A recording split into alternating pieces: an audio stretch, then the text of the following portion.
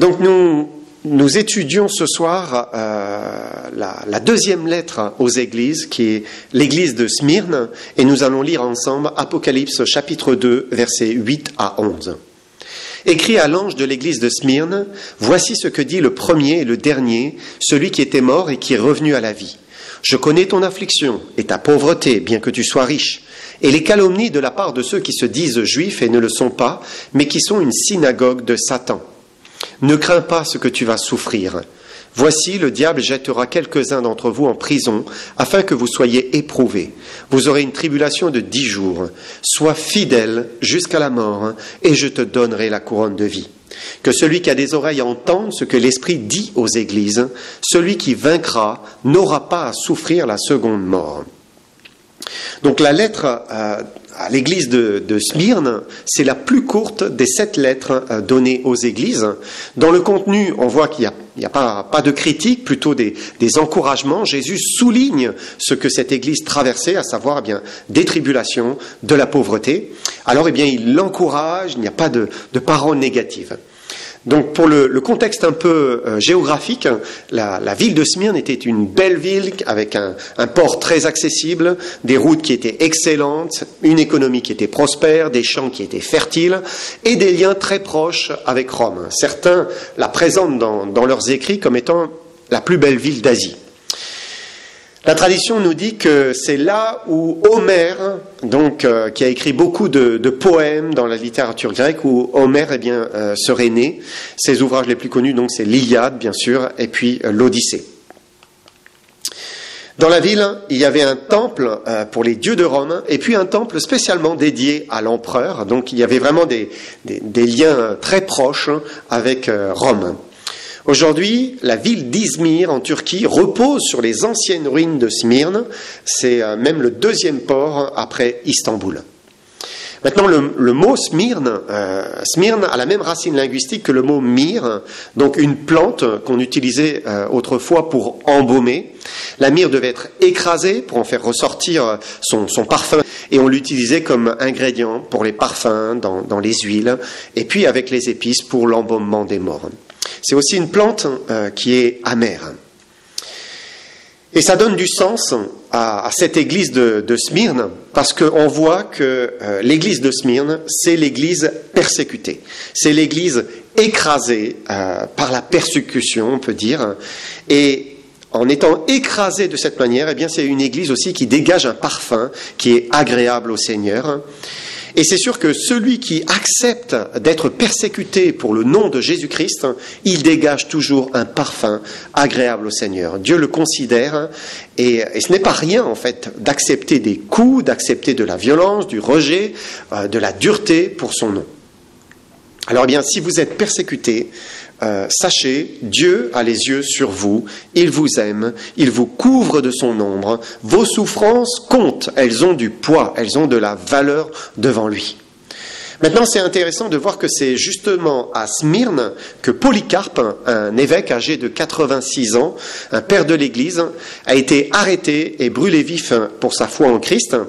Quand le gouverneur l'a encouragé à renier Christ et l'a menacé de mort, Polycarpe aurait répondu « Pendant 86 ans, j'ai servi le Christ et il ne m'a pas donné aucun mal. Comment pourrais-je blasphémer mon roi qui m'a sauvé ? Vous me menacez avec le feu qui brûle pendant 1 heure et puis qui s'éteint. Mais vous ne connaissez pas le feu du jugement à venir, le feu de la punition éternelle. Faites ce que vous voulez. » Et pendant que les flammes apparemment consumaient son corps, Polycarpe s'est écrié « Seigneur Dieu, mon Père de notre Seigneur béni, je te remercie de ce que j'ai été estimé digne de recevoir la couronne des martyrs et que je puisse mourir pour toi et pour ta cause. » Donc ça, c'était en 155 après Jésus-Christ. Ensuite, pourquoi Jésus dit-il de cette Église qu'il connaît sa pauvreté bien qu'elle soit riche ? Mais il faut savoir que les premiers chrétiens parce que persécutés, avaient souvent perdu leurs emplois ainsi que leurs biens matériels, personnels. Et ils étaient souvent considérés comme des pestiférés dans la société. On les rejetait. Pourquoi ? Parce qu'eux avaient rejeté le paganisme, ils avaient rejeté l'occultisme. Alors, l'Église, comme elle était persécutée, se retrouvait souvent pauvre, sans grandes ressources. Mais bien sûr, aux yeux du Seigneur, cette Église était immensément riche, puisqu'ils étaient riches du Seigneur Jésus lui-même. Et la richesse spirituelle, elle passe bien sûr avant la richesse matérielle. Et on le sait, on peut avoir beaucoup de biens, on peut avoir beaucoup d'argent, et pourtant être un misérable dans son âme. Malheureusement, c'est le cas quand on regarde le monde. Beaucoup d'artistes, beaucoup de chanteurs, beaucoup d'héritiers richissimes ont fini par se suicider, souvent jeunes, parce qu'ils avaient un vide dans leur âme, et ils n'arrivaient pas à le remplir par leurs biens matériels. Alors que celui qui a Jésus-Christ, il est rassasié, il est heureux. Et les chrétiens de Smyrne, s'ils n'avaient pas grand-chose matériellement, ils étaient immensément riches dans leur âme, dans leur cœur, spirituellement. Et c'est ainsi qu'est l'Église de Jésus-Christ. Même si elle n'a pas grand-chose, même si parfois elle est rejetée, elle est persécutée, à cause de Jésus-Christ, elle est riche. Il y avait un homme qui croyait avoir tout ce dont il avait besoin. Il pensait avoir réussi son objectif professionnel, financier. Il était dans l'abondance matérielle. Et regardez ce que nous lisons de lui. Dieu lui dit, insensé, cette nuit même, ton âme te sera redemandée. Et ce que tu as préparé, pour qui sera-ce ? Et à quoi cela sert de gagner le monde si finalement on perd son âme ? Parce que nous ne sommes pas éternels sur cette terre, il y a un après, et c'est plus important que tout. Il faut y penser, il faut se préparer. Et finalement, Smyrne, c'était le contraire de l'église de Laodicée, si vous connaissez cette dernière église que nous verrons plus tard. Pourquoi ? Parce que l'église de Laodicée, l'église de la fin des temps, c'est une église qui est riche, immensément riche, mais pauvre, horriblement pauvre spirituellement. Et on sait ce qui est le meilleur, bien sûr. Donc l'église de Smyrne, elle était pauvre matériellement, mais elle était riche du Seigneur. Ensuite, pourquoi Jésus introduit-il son message avec ces paroles ? Verset 8, « Voici ce que dit le premier et le dernier, celui qui était mort et qui est revenu à la vie. » Et certainement, Jésus voit la souffrance de cette église de Smyrne et il comprend sa souffrance mieux que personne, parce que lui est passé par la mort physique, il est mort pour leurs péchés, il est mort pour les nôtres, s'offrant lui-même comme un parfum agréable à Dieu. Et Jésus sait parfaitement ce que c'est que d'être persécuté. Il est passé par là, il a été rejeté, il a été persécuté et il est allé jusqu'à la mort de la croix. Mais il nous donne aussi une espérance parce qu'il est revenu ensuite à la vie. Il a triomphé de la mort pour nous conduire à la vie. Et c'est ainsi que termine ce message à l'église de Smyrne. Il dit « Sois fidèle jusqu'à la mort et je te donnerai la couronne de vie. » Parce que le Seigneur nous amène continuellement à cette vérité qu'il nous faut accepter d'aller de toute façon jusqu'à la mort pour recevoir la vie. Et il y a une mort spirituelle, une mort à soi-même, une acceptation de la volonté de Dieu, comme le grain de blé qui tombe en terre et qui meurt. De la mort germe la vie, en fait. Et Smyrne souffrait pour Christ, mais même si elle devait aller jusqu'à la mort physique, elle recevrait du Seigneur la vie. Et c'était le plus important. Alors au verset 9, il y a un verset un peu mystérieux, il est parlé des Juifs qui ne le sont pas. Et quelques-uns se prétendaient être des croyants juifs, mais en réalité, il est écrit qu'ils étaient plutôt des amis de Satan. Ils appartenaient à la synagogue, à l'assemblée de Satan. Pourquoi ? Il faut savoir qu'il y avait énormément de Juifs qui habitaient dans la province d'Asie. Et lorsque l'évangile s'est répandu, à la fois parmi les Juifs et par les païens, il y en a beaucoup parmi les Juifs qui s'y opposèrent avec force. Et je vous cite un document que j'ai lu.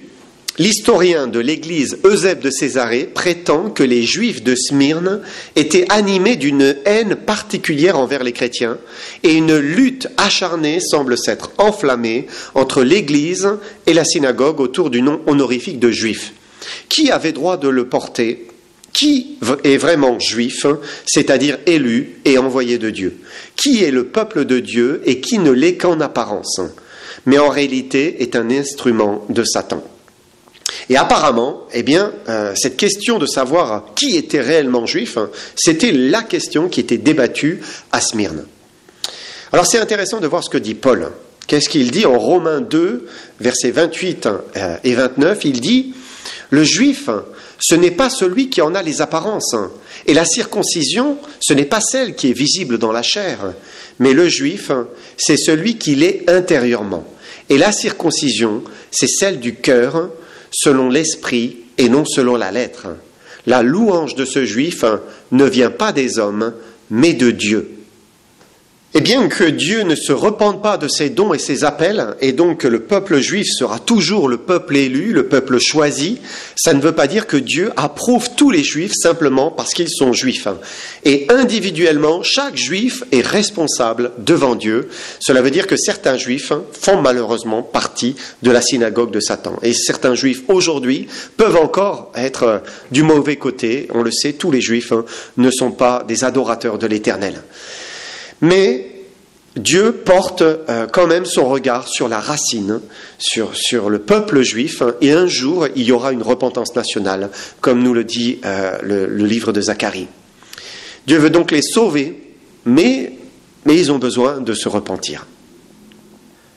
Verset 10, « Ne crains pas ce que tu vas souffrir, voici le diable jettera quelques-uns d'entre vous en prison, afin que vous soyez éprouvés, et vous aurez une tribulation de 10 jours. Sois fidèle jusqu'à la mort, et je te donnerai la couronne de vie. » Donc là, c'est une prophétie que Jésus donne à cette église de Smyrne de l'époque. Ils allaient passer par des temps difficiles, et Dieu permet parfois que les croyants passent par une vallée de l'ombre de la mort, une vallée de l'épreuve, une vallée de la souffrance. C'est ce que Jésus a permis à l'apôtre Pierre. Il lui a dit « Simon, Simon, Satan vous a réclamé pour vous cribler comme le froment. Mais j'ai prié pour toi, afin que ta foi ne défaille point. Et toi, quand tu seras revenu, affermis tes frères. » Et donc c'était vrai pour l'église de Smyrne de l'époque, c'était vrai pour l'apôtre Pierre, et ça continue encore à l'être pour nous aujourd'hui, enfants de Dieu. Et Dieu peut permettre que le diable éprouve ses enfants. Ça a été vrai aussi pour Job, bien sûr. Pourquoi Dieu permet-il au diable d'éprouver ses enfants ? Alors il y a plusieurs raisons possibles. D'abord, ça peut être pour les sanctifier. C'était le cas de Job, certainement, le cas de Pierre aussi, parce que la souffrance est un révélateur. Elle amène des changements, elle amène une remise en question. Et Dieu la permet, il s'en sert pour nous transformer, pour nous changer intérieurement. Parfois, la souffrance, il faut quand même le dire, elle est aussi un châtiment. Et on ne peut pas l'omettre, la Bible nous en parle. Par exemple, en 1 Corinthiens chapitre 5, on voit cet homme qui avait commis un inceste, et Paul va le livrer à Satan pour la destruction de la chair. Maintenant, il ne faut pas se dire « je souffre, donc je suis châtié ». Ça serait faire une grosse erreur, ce n'est pas le cas. Dieu se sert aussi énormément de la souffrance pour purifier, pour sanctifier. Comme on va passer de l'or au feu pour l'épurer, pour le purifier, de la même manière, Dieu nous sanctifie, nous purifie en nous passant par l'épreuve. Ce qui est certain, c'est que l'épreuve, elle sert toujours à nous rapprocher du Seigneur. Dieu l'a dit, quelqu'un est-il dans la souffrance ? Qu'il prie, c'est ce qu'il doit faire, qu'il se rapproche de moi. Et Dieu veut que dans la souffrance, on se rapproche de lui, c'est réellement un but que Dieu cherche. Ensuite, la souffrance est aussi un moyen qui permet à Dieu de nous affermir, de nous rendre plus aguerris, plus solides. Et j'aimerais simplement lire une parole de Jérémie. Il dit, c'est l'Éternel qui lui parle et qui dit, « Si tu cours avec des piétons et qu'ils te fatiguent, comment pourras-tu lutter avec des chevaux ? Et si tu ne te crois en sûreté que dans une contrée paisible, que feras-tu sur les rives orgueilleuses du Jourdain? Et Dieu peut permettre des situations de souffrance, de difficultés, d'épreuves, parce qu'il veut nous renforcer, nous rendre plus forts, plus capables de traverser des choses qui sont difficiles. Enfin, Dieu peut permettre la souffrance un temps et se glorifier dans des choses qui sont ensuite meilleures. Il peut renverser les choses, il peut changer un temps de souffrance en bien, le mal en bien. Ça a été par exemple le cas de Joseph dans l'Ancien Testament. Il est passé par des souffrances en son temps, et puis Dieu a préparé, il était en train de préparer quelque chose qui était meilleur pour lui, mais il fallait qu'il passe avant, par ces souffrances. Et c'est touchant de voir que cette église de Smyrne, elle est passée par la souffrance, mais il faut regarder l'histoire. Smyrne représente la période de l'histoire de l'Église comprise entre 100 et 312 après Jésus-Christ. Et contrairement à ce que le diable voulait, c'est-à-dire exterminer l'Église par le biais de la souffrance, plus il frappait l'Église et plus elle se multipliait. C'est ainsi que l'on a dit plus tard, le sang des martyrs est devenu la semence de l'Église.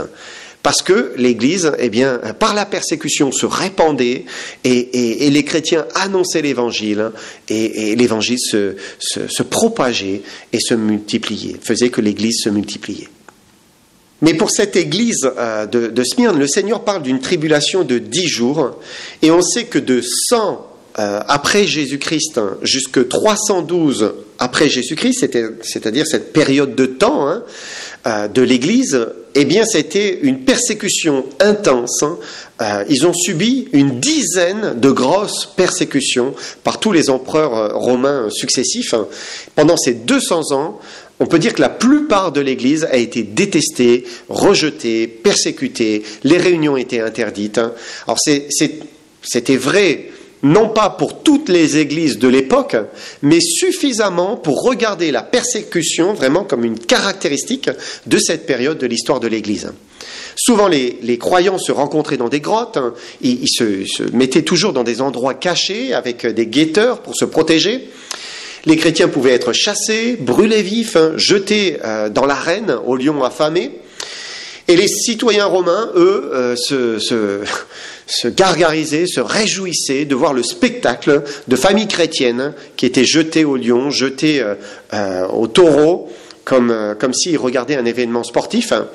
Alors au milieu du IIe siècle, les chrétiens ont commencé à se rassembler dans les catacombes, c'est-à-dire dans les tombes sous terre, pour prendre la communion et puis pouvoir avoir de l'adoration, chanter, louer le Seigneur ensemble. Et on a retrouvé des marques sur les murs des catacombes qui restent comme un témoignage que leur foi était forte et demeurait, leur amour pour la parole de Dieu demeurait dans cette période qui était vraiment difficile pour eux. Toutefois, comme Smyrne fut un exemple de l'Église pendant ces 200 ans de persécution, il y avait quand même des églises et des chrétiens qui n'étaient pas persécutés dans cette période de temps. Et parfois, il y avait un édit d'un César qui permettait un temps de relâche, d'accalmie, où il y avait peu ou pas de persécution. Un théologien, Ironside, a dit « L'Église a été écrasée sous le talon de fer de la Rome païenne, mais il ne s'est jamais dégagé un parfum si agréable à Dieu que pendant ces 2 siècles de martyrs. » Alors j'aimerais juste vous donner quelques exemples de martyrs connus dans l'histoire. Il y a eu par exemple un certain Ignatius, donc c'était un élève, un disciple de l'apôtre Jean, qui a été amené à Rome et jeté aux bêtes sauvages dans le Colisée. Quand l'empereur l'a vu, il a crié « Voici ce diable méchant, trompeur d'hommes !» Ignatius a répondu calmement « Je ne suis pas un esprit mauvais, mais j'ai Jésus-Christ dans mon cœur. » L'empereur a alors répliqué « Jésus-Christ en toi ? Vous voulez dire que celui qui a été crucifié par Ponce Pilate ?» Ignatius a répondu « Oui, il a été crucifié pour mes péchés. » En regardant les bêtes avancer vers lui, Ignatius a prié à haute voix. « Je te remercie, ô Seigneur, que tu m'aies gratifié de cette façon pour m'honorer. Je suis le grain de Dieu pour être écrasé entre les dents des bêtes sauvages, pour que je devienne un pain saint pour le Seigneur. » Un autre martyr. Dans cette période, il y a eu des milliers de croyants qui ont été décapités, jetés aux bêtes sauvages dans l'arène, y compris le philosophe chrétien Justin Martyr. Il a été décapité à Rome en 167 et on rapporte que ses derniers mots étaient « Je suis un chrétien, étant libéré par Christ et par la grâce de Christ, et je partage la même espérance. » Il y a eu aussi des croyants plus simples qui ont péri, comme une certaine Blandine, une esclave du sud de la Gaule. Donc on dit Blandine de Lyon, donc en France. Et la persécution était particulièrement intense. Elle était torturée du soir au matin, du matin au soir.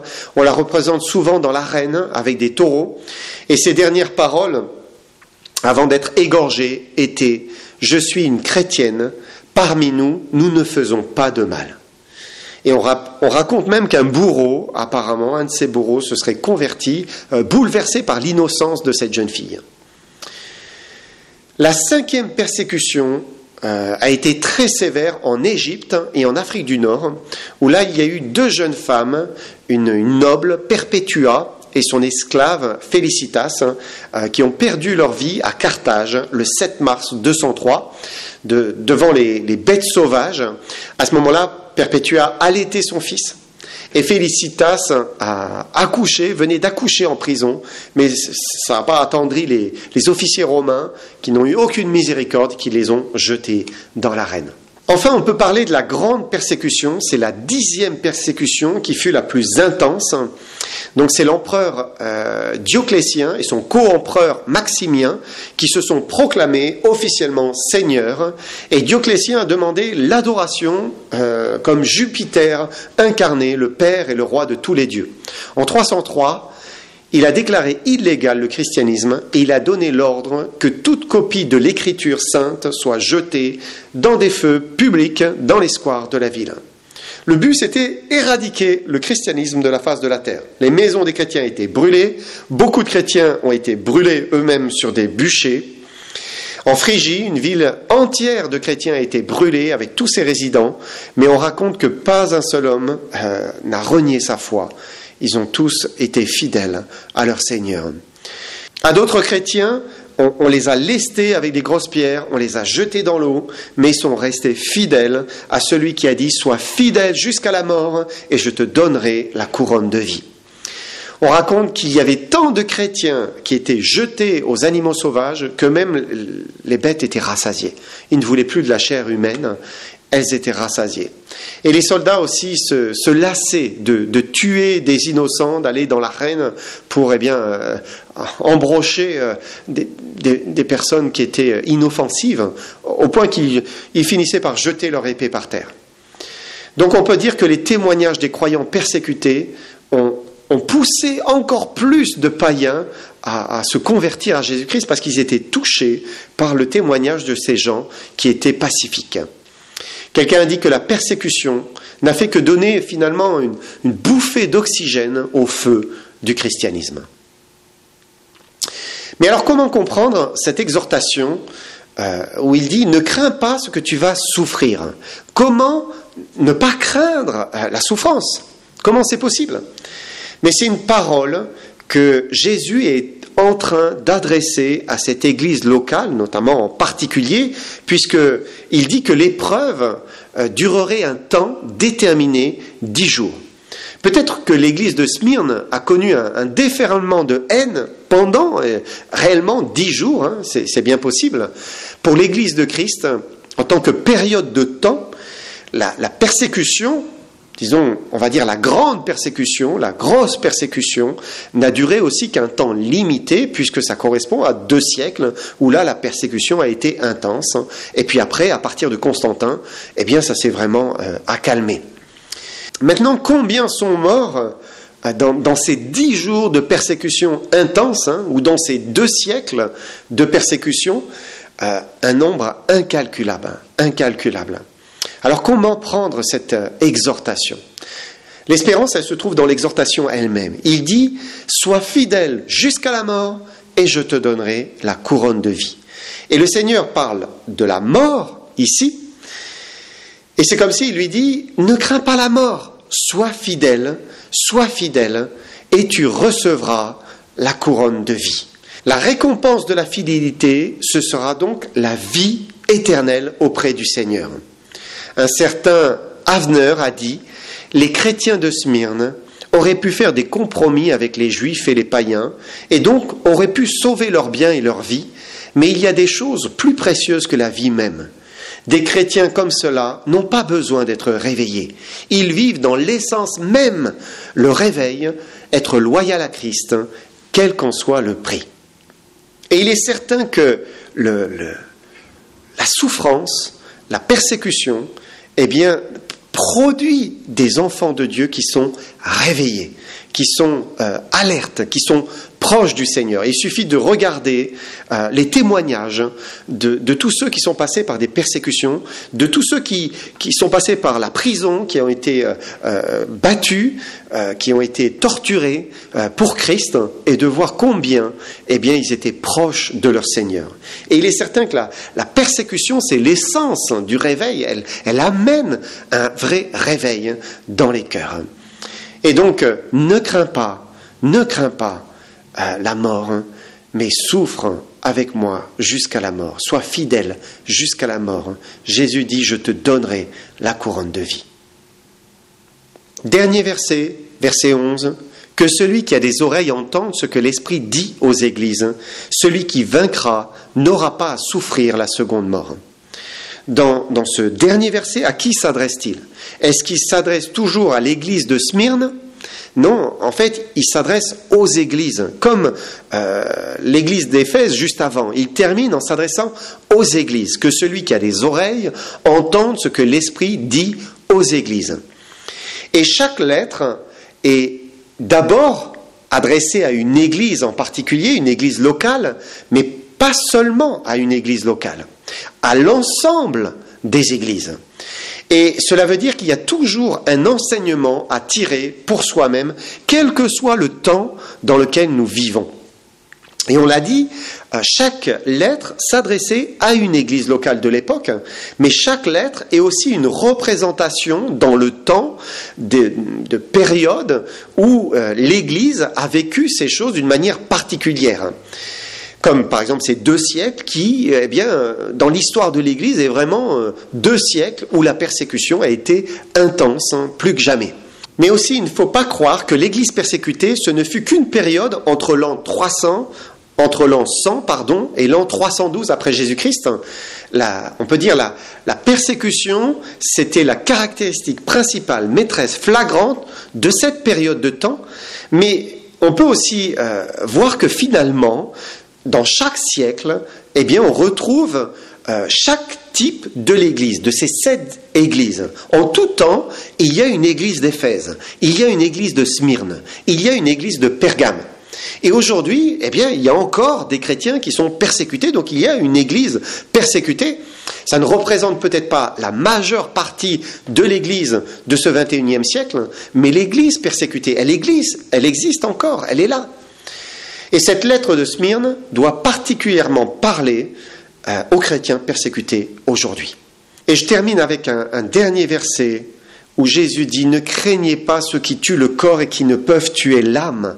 Craignez plutôt celui qui peut faire périr l'âme et le corps dans la géhenne. » Et certainement, les chrétiens de Smyrne ont dû garder cette parole dans leur cœur, quand ils étaient face à ces bourreaux qui étaient en train de les persécuter et qui voulaient les tuer.